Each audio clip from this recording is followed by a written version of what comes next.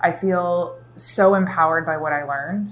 I feel so empowered being the person who made decisions and was able to hire other people. There were days I was so tired and thinking, why did I do this to myself? Why am I wearing all these hats? And then I would look around and see everybody working and realize that because we pushed past every fear we had or every roadblock we had, other people were being allowed to show up and have work. And that means everything in this industry. We're always looking to be hired. If you're sitting around waiting to be hired, what if you become the person who hires other people? Whoa. Filmmaker Magazine presents Back to One with Peter Rinaldi. Britt Rentschler is an actor. She stars in Pretty Problems, which she also produced and helped write with her co-star and screenwriter Michael Tennant. It's playing in theaters across the country and on VOD. I sat down with her in New York City to talk about the work.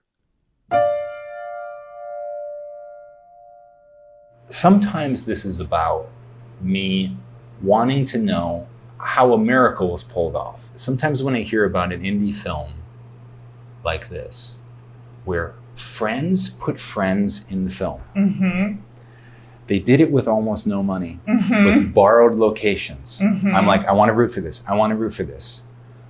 I watch it and I'm like, I can't put my excitement into this just because I don't like the product. I'm sorry. Right. It's about the things that don't cost any money. Right. Script, performance. I need that. So this is me hearing about this. I want to root for that. Yeah. Seeing it and being like, this made me laugh. It doesn't insult me, which sounds like it's a low bar. That's a huge bar. Yeah. It's a huge bar. Yeah. And you guys were doing things performance-wise, which were just like, I could pinpoint that specifically in comedy, because comedy is so hard to work for me anymore, because I'm always cynical about comedy. Yeah. Because of the layers and layers of stuff that's already on my brain, laying on my brain, references and all of this. And I need things to be grounded in a reality, and I need it to make sense character-wise, and I need the comedy to come out of that. And that's it. And then I'm there. And then it has to just sustain this tone. So that's why this is kind of like a miracle. So part of me is just like wanting to know how that occurred. What was the recipe of that? What were the ingredients that went into this that made that happen? Because to me, this is rare. I was telling somebody, I have an adult comedy to recommend to you. They're like, what? Isn't that amazing? Like already, it's like, this is what the world we live in right now. Yes. You have an adult comedy. It doesn't have any stars in it. Nope, no celebrities. And it's hilarious and it's smart. Okay, I don't believe this exists. It does feel like a miracle, doesn't it? Yes. Yeah. But let me I want to just start with you, like performance-wise. I want to know why you wanted to be an actor. Let's begin there and what drove you to this place where you're meeting this guy, Michael Tennant, and you had what you call an acting crush. Yeah. And I feel like that's really the foundation of what we're seeing here. Yes, absolutely. So bring me to there, okay. I guess. It's so wonderful to be in New York right now because my aunt lived in New York and I grew up in Alabama and didn't really have access to the arts in the same way that someone in New York would. So I got to come up here and visit, and my parents and my Aunt Kathy and my Uncle Gary would take me to Broadway shows. And I knew the very first show that I saw, I was like, I have to do this. I want to do this for the rest of my life. It was like a light switch just flipped on and it never turned off. So I doggedly pursued theater. I did it in high school. I did it in college. I got my master's degree in theater. It's been the love of my life, the earliest love of my life outside of my family. So making a life as an adult is a little bit more difficult than it is being a kid with a big dream. But I tried to do everything I could to make sure this was always going to be in my life. And that leads me to moving to California. So a lot of my friends who were working in theater in New York were not having a lot of success at the time. There was a recession going on, and I had this buffer of grad school to see that if they were working, they were kind of getting shipped off to cruise lines and they weren't really in New York very much. And I thought, I don't know if I want that. I don't really know how to do television and film, and I definitely haven't watched any TV or movies in about 6 years because I've been in school relentlessly. Yeah. But I'd never been to California, so I was like, I'm just going to move to California and see if this is a young part of my life. If I don't like it, I'll leave. I know I can go to New York and try things out. And knew that I loved Manhattan and had that really cool familial foundation here with my aunt. So I moved to California, and that is what leads me to meeting Michael Tennant. I went to an acting studio right away because I didn't have a community, and I knew I wanted to meet people, and I wanted to meet people that were there to do the same thing that I was doing and loved work in the same way that I loved working. And there's a lot of studios out there in Los Angeles, and I got very lucky to find one that was so craft-based and community-based right away. It was not about who's the prettiest person in the room and can you get repped at UTA right away. It was like people just loved the work. And that's how I met Michael is, you start to see who in class just wants to rehearse all the time, who gets really excited about the material, who wants to ask a lot of questions. And that was him.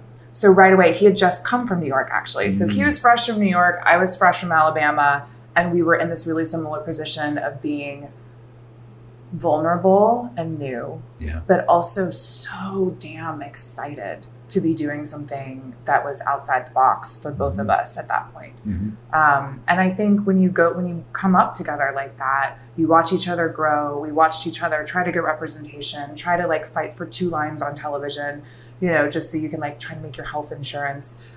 We watched each other get married. We became adults together. And so I think there's a huge foundation of trust going into this project. And I love that you say that it's an adult comedy because that is what we wanted to make. We wanted to make something that was good and that highlighted our friends because we had so many talented friends in all these years at this acting studio that were not getting the light shown on them in the way that we felt like they deserved.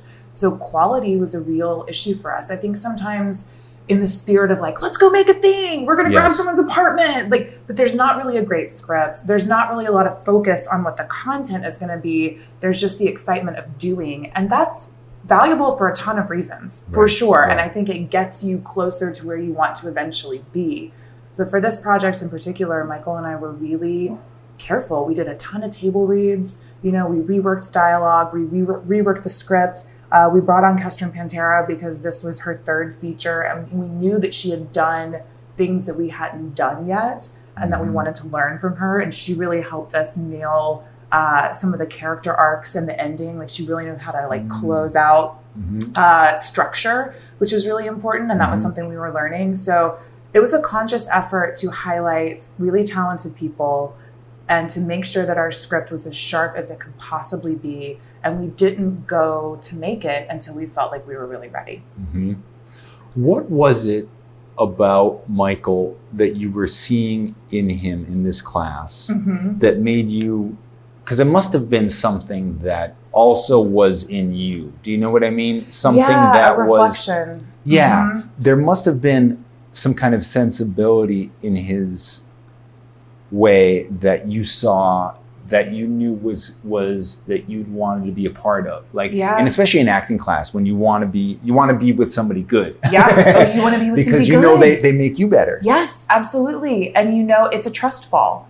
Every time you get up there, it's a trust fall. Yeah. And that is what is so intimate about acting always. And it's what's so heartbreaking when you see people forget that. Sometimes they get to a level of stardom and there's a level of protection or a bubble around them and they don't connect anymore. And it's heartbreaking because I know that's how it started. It has to, that's where it all starts. And there was this desire in Michael to connect. He wanted to connect over ego. He wanted to connect over vanity. He wanted to connect over ambition. All of these things that are so present in the industry, when it came down to it, the most important thing to him was to connect. And that's how I feel. And that's how I want to work. And that's how we made this movie.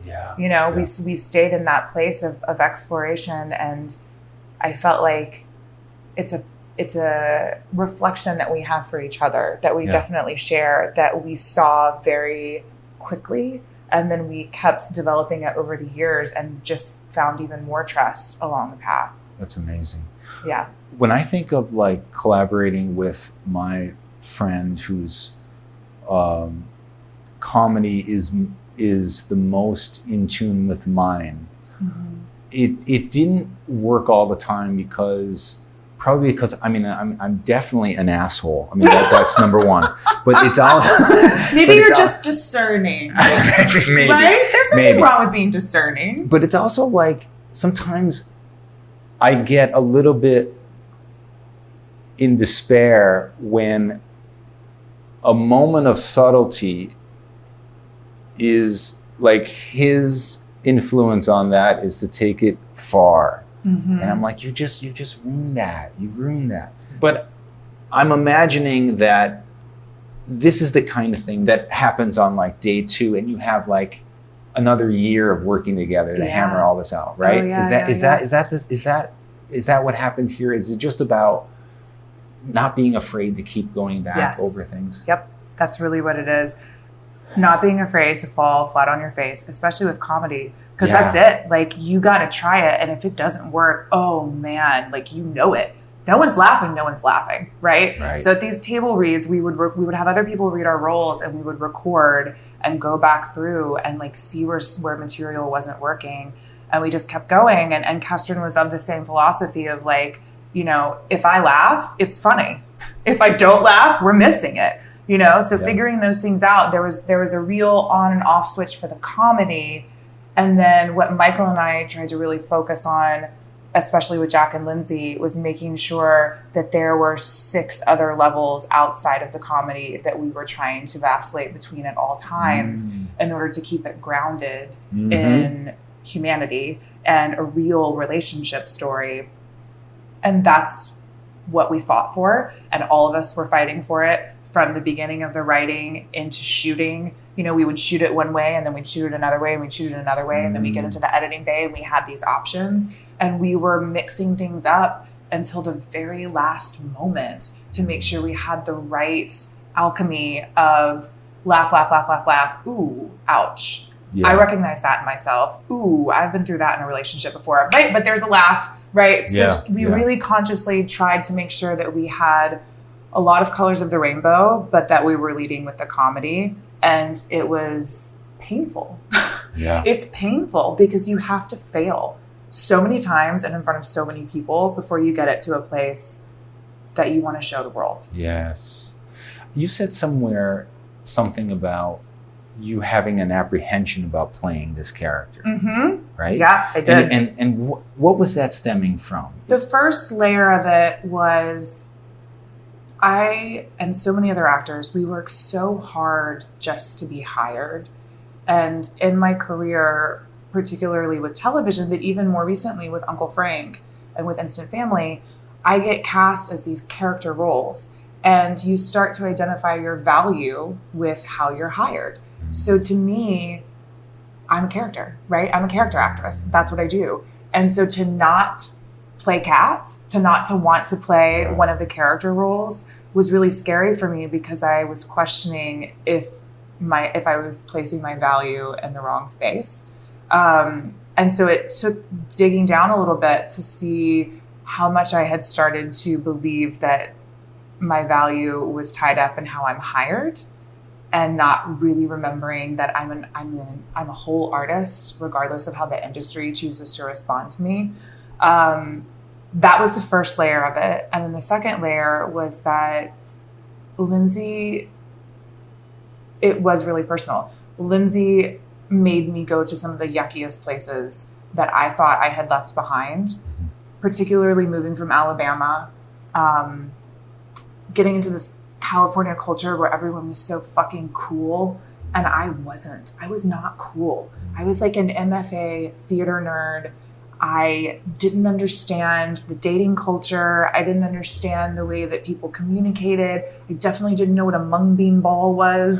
You know, people going to get green juices. And like, I felt so less than for a while in the industry. And especially trying to get reps on top of all of that. It wasn't just the culture. It was also the industry saying, well, you don't have any credits yet, so I don't want to represent you. Or you're too tall. I can never book anybody over 5'8". Like, there's a lot of reasons that you hear no.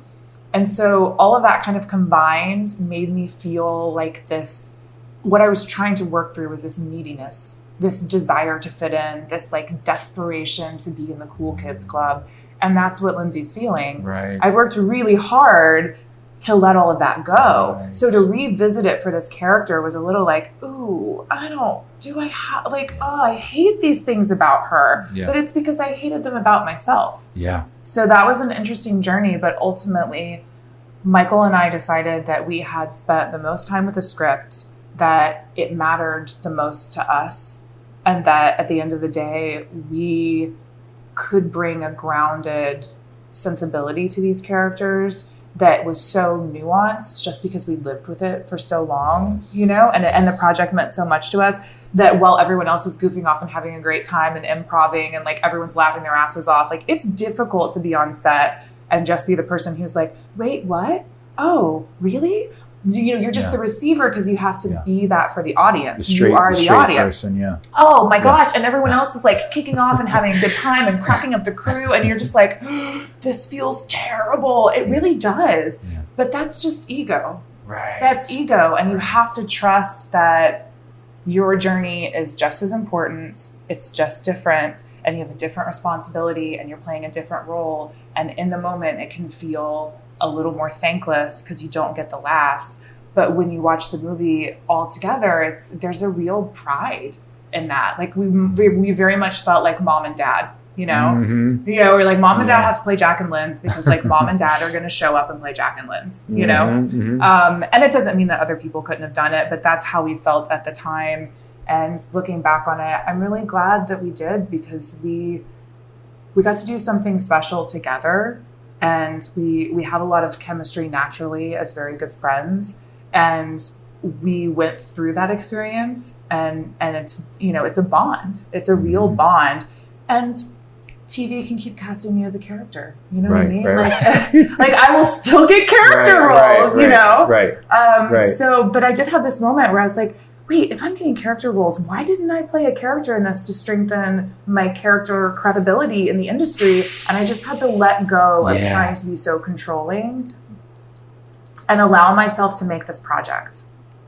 That's huge. And that's so, it was the right choice all around. But the other thing that's so amazing about what you're saying is that like, you guys knew enough that this depth of this character work has to go into this almost absurd comedy. Yeah.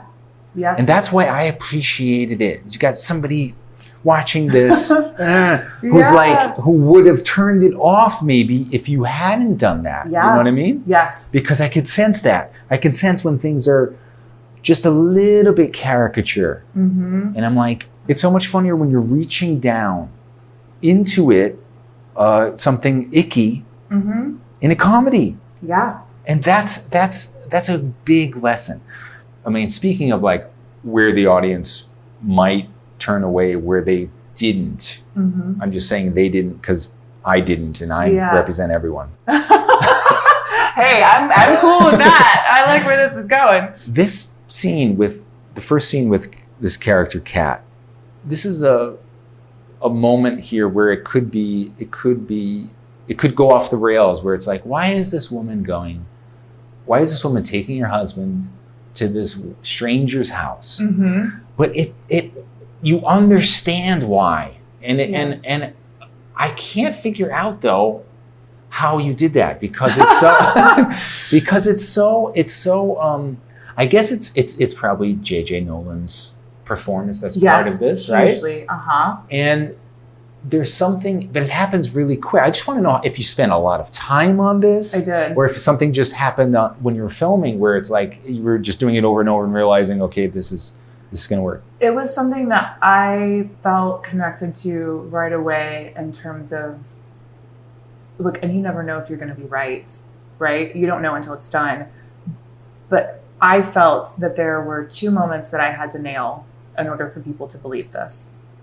And the first one is in the boutique when we're looking in the mirror. I felt like if you really watch my face, you have to see how hard this is for me. That this woman in this fabulous hat and all of this makeup, it's almost like my imaginary friend showed up. You know, we like joke about it being like a Tyler Durden, or like we called her the Mad Catter. It's like she just shows up and is like, no, you're fabulous. Yeah. You know, it's like here she is saying all the things that you wish you could believe about yourself. It was, and I felt like that moment had to be so real. You know, I had to access those real feelings for myself right there. And if people were paying attention, that they got that, even with her bright comedy, that it really is a struggle for Lindsay to believe these things. Yes. And then we cut, you know, with the editing, we wanted to like cut to that scene in the boutique was longer of us talking, but we actually cut to the middle of it where I'm like, and then I was just like, and I think that was important too, because it was like, oh, you immediately see that she's getting a release. Yes. She's talking to someone about something she never gets to talk about, and it clearly means a lot to her. Yes. And so diving into that moment was an editing choice. Yes. So we've got an acting choice, an editing choice. And then the other time that I felt like I had to nail it is when Jack and Lindsay are sitting on the couch and he says, why do you want to do this? And I say, because she has a house and she has a husband and like she has her own businesses and she seems like she has her shit together, you know? And I think that to me had to be so relatable, that every single person sitting on the couch that thinks that someone else has something that they don't have and they want it, it's enough to say yes, to go to that party, to try that vacation, to like end up, you know, going to a dinner or a blind date or whatever it is, because you just need something to change. Yes. And it might seem crazy, but what else are you going to do? You can't keep doing it the same way you've been doing it, right? And that sounds so heavy for a comedy, but like that's what we were really working with. And we wanted to make that funny because we felt like, you know, a spoonful of sugar makes the medicine go down. Like we want people to be laughing, but at the same time, there are very singular moments where I felt like if Michael or I didn't dip our toes into the personalization, that it wouldn't work. So I don't know if that's what makes it work for you, but that was definitely what I had in mind when I was doing it, that I felt like were going to be the keys to unlocking the credibility to that part of the plot line. Will you please teach a class to other comedy filmmakers about this? This first act necessity and, you know, the real importance of this. Yeah. Because you're like, it's a comedy, well, let's get right to it. Let's get them on the road. No. Yeah. I need this. I need this because I have to be invested for me to laugh. Right. Oh yeah. Because if you're not invested, it's neither funny nor interesting and you just turn it off, you know, and it doesn't mean that some people didn't, but I feel like Michael did such a great job of getting them, you know, we got Jack and Lindsay to the chateau by page 10. And that was Michael. Like Michael had the first 10 pages written when he came to me with this idea. He's like, this is what I think I want to do. Here are these pages. I'm so scared to show this to you, but like, let me know what you think. And there was just such a potency, like right away, you see what's wrong in their relationship. Yeah. Right? Yeah. Well, wait. Okay. I have to pause about this. Okay. I know I'm waiting to finish that. Yeah. But we see what's wrong with the relationship in the first shot. Oh, anybody who's in a relationship, anybody who's in a marriage, particularly, okay, especially of a certain age, maybe not young people, I don't know, but I'm talking about in the first shot. Yeah, but that is not like you can see. We've seen this done badly though too. Totally. I just saw it done badly last night. Ooh. I thought of this movie.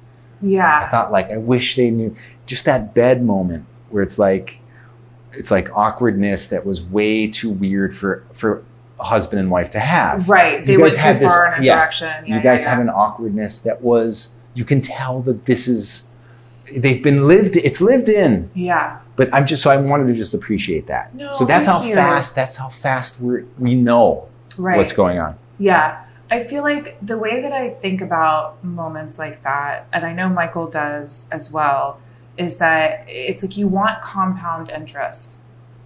So, you know, you can try to describe a situation, and this is a very trite one, but like if you were just to say always a bridesmaid, never a bride, boom. Yeah. Or I could write a paragraph about what it means to be that particular person who feels like she's stuck in life and blah, blah, blah, blah, blah, all the things. Yeah. So looking for moments like that where it's like, how do we get across a multi-layered feeling and emotion with one impactful moment? Yes. And that's what we looked for, particularly in that first act, so that it could start to unravel and get more and more outlandish because you had the audience on your side. Yes. But in the beginning, setting up Jack and Lindsay, we looked for those moments where it's like, okay, how much bang can we get for our buck with just a shot? Yeah. Or just a couple of seconds in that scene. And it's like, we really wanted that dividing smash cut with pretty problems over it. Yes. Yes. And there was a moment where we were in edits and we got a couple of like, oh, is that too sitcom-y? Is it like a little too? And we really held fast to that because we felt like it was so important in that moment to be like, yes, it is funny, but also it is sad. Yes. It sucks. It sucks for these people. Yes. And so that was something that we really wanted to make sure we set the tone right away with. But one of the things that I'm always fascinated about is when people who have been acting a while, like you and Michael have been, and who wrote the script, get a director on board. And then they're going to act in this thing that they wrote. Oh my God. Can you believe Kestrin said yes? I wouldn't have. I mean, unbelievable. I would have said why. I mean, because you're, you know what I mean? Like, you're an acting coach. Yeah. Mm-hmm. So it's like, that's almost a director.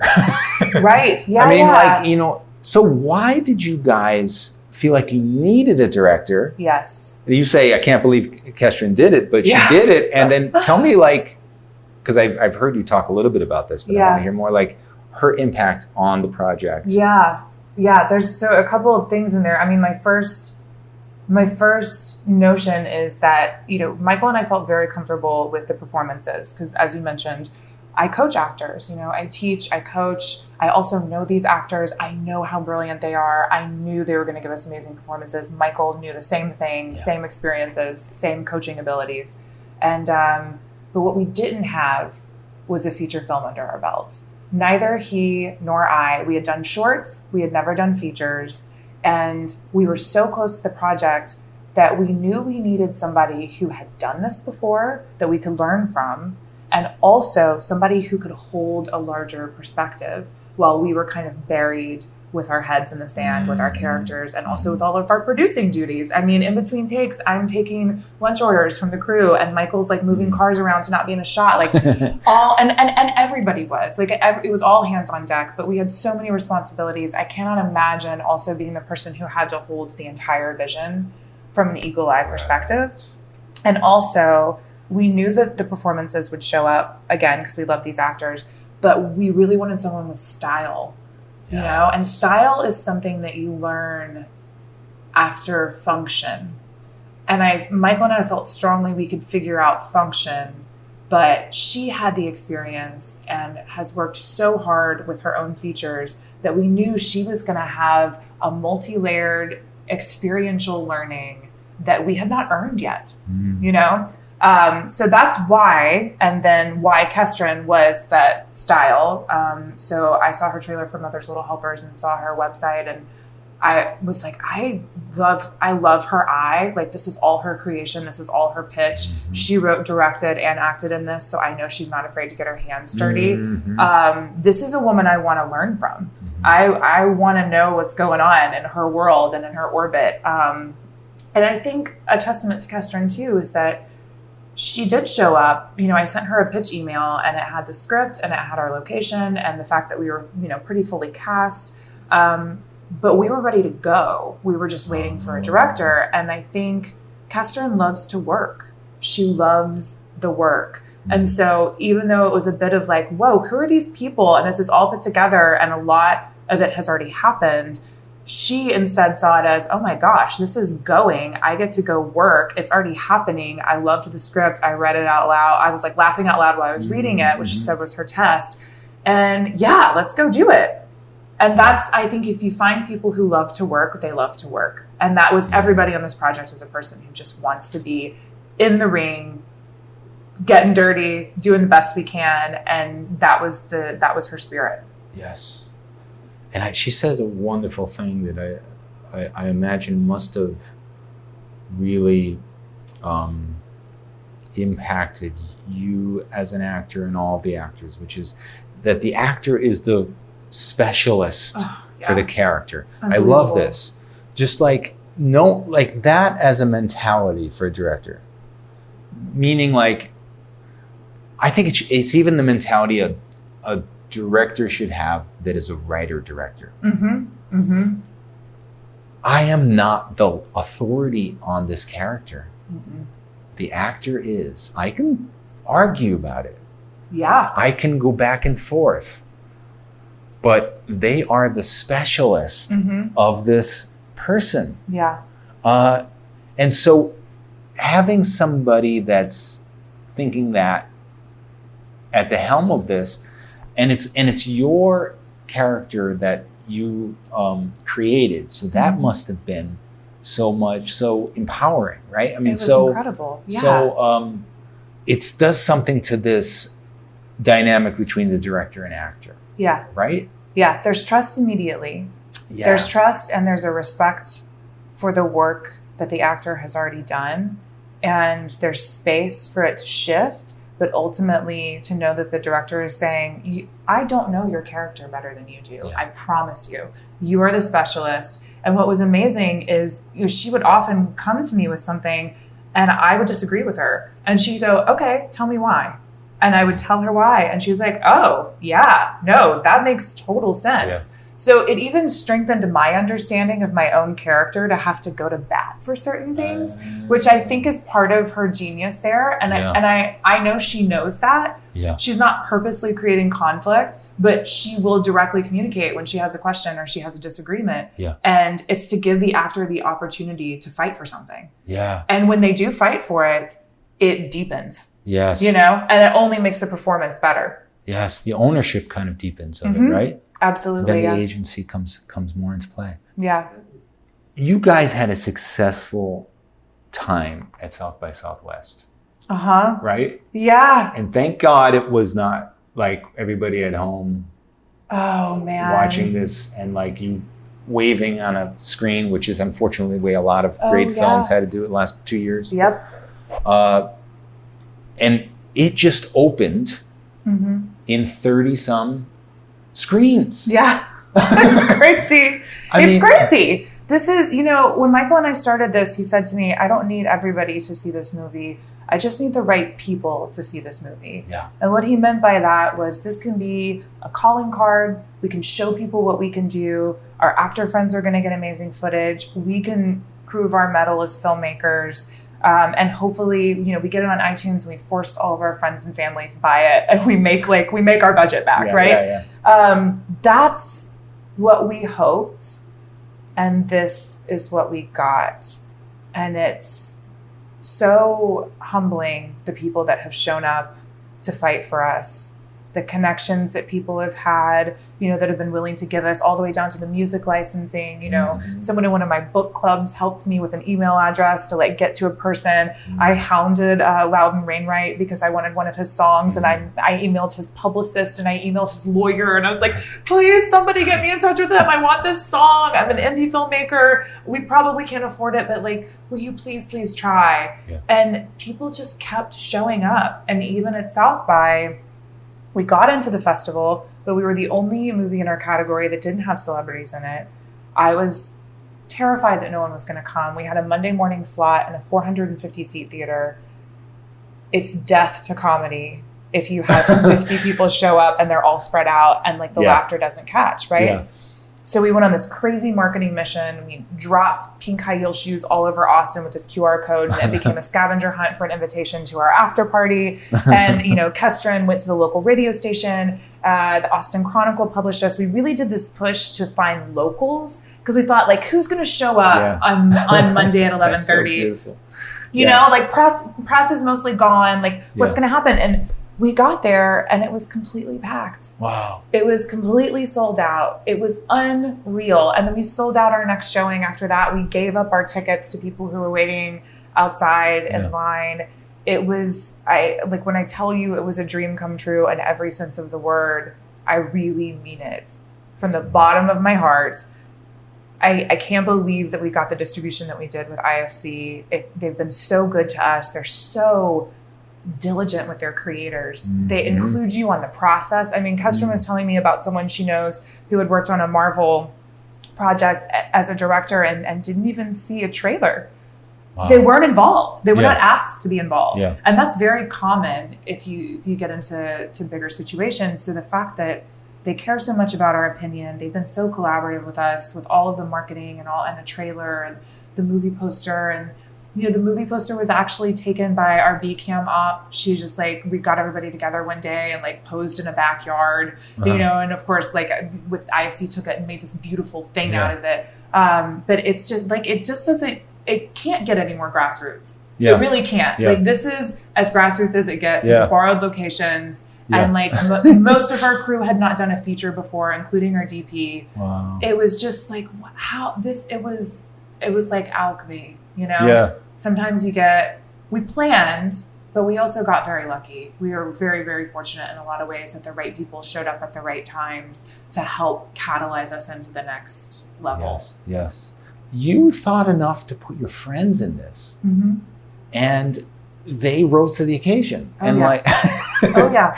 And you weren't thinking this is gonna all be worth nothing if we don't have at least some celebrity in it to get somebody's interest, because it's almost like a dereliction of your duty as a producer nowadays. I know. Not to do that. It's not the formula. It is not the formula. You are absolutely... We made a conscious choice to do it the way we did it, and some people would blatantly say that was dumb. That's dumb. Are you serious? Why would you do that? Why would you do that to yourselves? And the real answer here is that Michael Tennant had been working with a development company and was able to help produce a couple of things, and he watched it happen time and time again with some really great movies. But he's like, I didn't want to do it that way. I saw it. I knew how they were doing it. I respected how they were doing it. But for this particular thing, I wanted it to just be ours. And that is why you borrow locations and you have such a small budget. The risk is smaller, but it's still a huge risk. This could have easily gone the other direction, but we had such confidence in our actors. We know them. We know them. We love them. I can turn on movies or TV and see people who are fortunate enough to be in those positions who I feel like my friends are absolutely at that level, if not beyond. And it feels criminal to me that they're not on screen. And that's not just an act of love. That's just good talent. Yeah. It's just knowing who's really good.